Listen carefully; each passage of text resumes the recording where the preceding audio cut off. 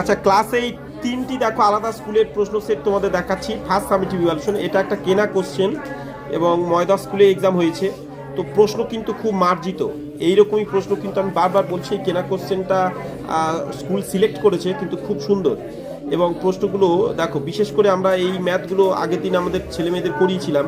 আর এটা প্রত্যেকেরই এটা পড়বে, ভাগফল একটা, ভাগ নির্ণয় করা একটা পড়বে, সরল করা এরকম একটা পড়বে, মূলত সংখ্যা, যা যা স্টেপ ইম্পর্টেন্ট সব সেই স্টেপগুলোই কিন্তু এখানে করা আছে, অর্থাৎ সেগুলো পড়েছে। এবার তার প্রমাণ হিসাবে দেখো, এটা তো একটা হাতে বানানো কোশ্চেন, অর্থাৎ স্কুল নিজেই বানিয়েছে, অর্থাৎ স্কুলের টিচার, এবং সেই রুলস মেনেই দেখো সব সেম। দেখো এই যে একটা বললাম না, একটা ভাগ প্রক্রিয়ার পড়ার নিয়ম, কিন্তু এই প্রশ্নটা ওই রুলস কিন্তু মেনটেন করেনি।